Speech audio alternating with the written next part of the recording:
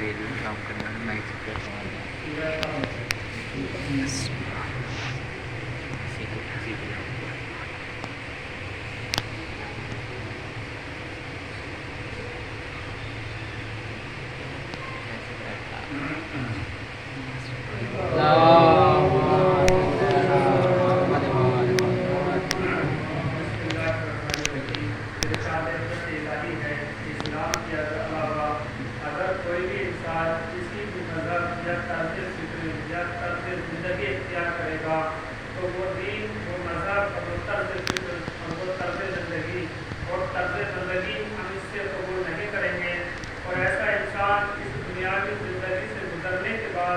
جب آخرت کی دائمی زندگی میں داخل ہوگا تو اسے اس بات کا خود احساس ہو جائے گا کہ اس نے اسلام کو چھوڑ کر اپنا ہندوستان کی فیصلہ محمد والی محمد میں قرآن مجید کی الہی شان کے بارے میں آپ کے خدمت میں کچھ باتیں عرض کرنی ہیں۔ اس بات سے کوئی شخص انکار نہیں کر سکتا کہ انسان کے چاروں طرف جو ماحول ہوتا ہے، انسان جو دیکھتا ہے، سنتا ہے یا پڑھتا ہے،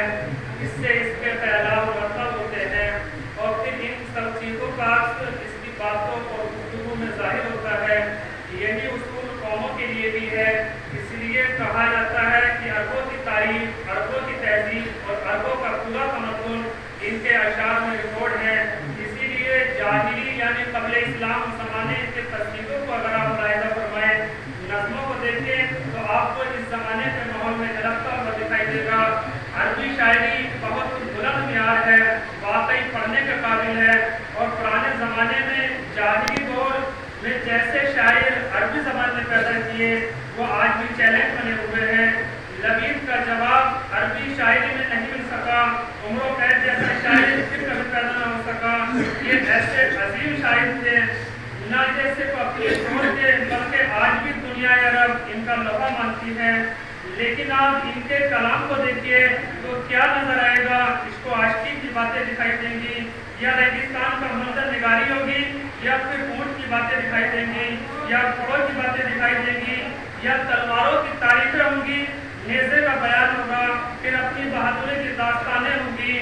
میں آپ سے یہی کہنا چاہتا ہوں، یہی زمانہ ہے قرآن مجید کے نزول کا، تو اگر کلام مجید کلام محمد ہے اور کلام خدائے محمد نہیں ہے تو اس میں بھی آپ کو یہی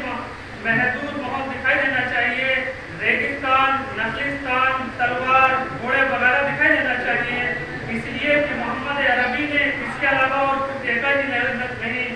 مگر عجیب و غریب بات ہے، اس زمانے کی عربی شاعری کو جب ہم اٹھائیں گے تو نخلستان کا بیان، چشموں کا بیان، ریگستان کا بیان، گھوڑوں کا بیان یا پھر اونٹوں کا بیان ہے، تلواروں کا بیان ہے، بہادروں کا بیان ہے، نور کا بیان ہے، اپنی شجاعت کے لیے ہیں۔ مگر اسی ماحول میں نازل ہونے والے قرآن پر جب ہم نظر ڈالتے ہیں تو پہلے ہی سورے کی پہلی آیت پر ارشاد ہوتا ہے الحمدللہ رب العالمین۔ پہلے سورے کی پہلی آیت تعریف ہونا چاہیے خالق کی، تو اگر یہ کلام محمد ہوتا تو یہ کہنا چاہیے تھا کہ ساری تعریفیں اس اللہ کے لیے جس نے سرزمین عرب کو خلق کیا، اس میں ریگستان بنائے، نخلستان بنائے، اس میں ریگستان کو عبور کرنے والا اونٹ جیسا جانور بنایا، یہ سب باتیں ہونی چاہیے تھا۔ اس زمانے کا ماحول یہی تھا، لیکن آپ غور کیجئے اس محدود اور بند ماحول میں نازل ہونے والی کتاب کی ابتدا کیوں پر ہوتی ہے؟ ارشاد ہوتا ہے الحمدللہ رب العالمین، ساری تعریفیں اس اللہ کے لیے جو ساری دنیاؤں کا پیدا کرنے والا ہے۔ سوال یہ پیدا ہوتا ہے کہ بہت سی دنیاؤں کا، بہت سے عالموں کا تصور محمد عربی کے دماغ میں کیسے پیدا ہو سکتا ہے اس دور میں جبکہ عربوں کو خود اپنی جدا نما کی حضور کا پتہ نہ تھا؟ پھر مزے کی بات یہ ہے کہ قرآن میں 26 پیغمبروں کا ذکر ہے، نام لے کر اگر کوئی حافظ یہاں تشریف فرما ہے تو اس سے آپ تصدیق کروا لیں، 26 پیغمبروں کا ذکر ہے۔ ہر پیغمبر کے لیے ملے گا کہ ہم نے اس نبی کو فلاں گاؤں میں بھیجا، فلاں قوم میں بھیجا، فلاں قبیلے میں بھیجا۔ حضرت یونس کے لیے تو گنتی بھی بتا دی گئی کہ ہم نے ان کو 1 لاکھ یا کچھ زیادہ کے لیے مبعوث کیا۔ تو اب میں یہ سوچ رہا تھا کہ جب قرآن کا انداز ابتدا ہی ایسا چلا آ رہا ہے تو جب ہمارے رسول کا ذکر ہوگا ان کے لیے بھی یہی کہا جائے گا کہ ہم نے ان کو 3-4 لاکھ کے لیے مبعوث کیا۔ اگر زمین کا ذکر ہوگا تو کہا جائے گا کہ حجاز کا رسول بنا کر بھیجا، نجد کا رسول بنا کر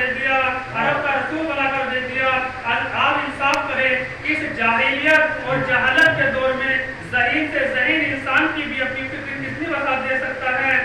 عرض کر چکا ہوں کہ کلام میں ہمیشہ ماحول اور زمانے کا عکس ہوتا ہے، اس لیے کلام دیکھ کر آپ خود شاعر کا نام نہ لے سکے مگر زمانہ ضرور بتا دیں گے. مطلب میں آپ کے سامنے نجم افندی مرحوم کی بیت پڑھ دوں کہ عباس نامور کا لفظ لے کے جائیں گے، ہم چاند پر حسین کا غم لے کے جائیں گے. اگر یہ بیت آپ کے سامنے پڑھوں تو آپ کو شاعر کا نام بتائیں یا نہ بتائیں، لیکن آپ زمانے کو ضرور بتا دیں گے اور آپ کہیں گے یہ شعر تب کہا گیا ہے جب انسان چاند پر جانے کے لیے طول رہا ہے. توجہ فرمائی آپ نے کہ جب حضور کا زمانہ وہ زمانہ کہ جس میں معلومات محدود ہے، دماغ بند ہے، تو وہاں بس یہی ہونا چاہیے تھا کہ ہم نے ان کو حجاز کا رسول بنا کر بھیجا، عربوں کے لیے رسول بنا کر بھیجا. مگر اس زمانے میں نازل ہونے والے قرآن مجید کا دائرہ نبوت کے چھوٹے چھوٹے حلقوں اور دائرہ المحدود کا چلا گیا. فلاں قبیلے میں بھیجا، فلاں گروہ میں بھیجا، فلاں امت میں بھیجا. مگر جب ہمارے رسول کا ذکر ہوتا ہے تو ارشاد ہوتا ہے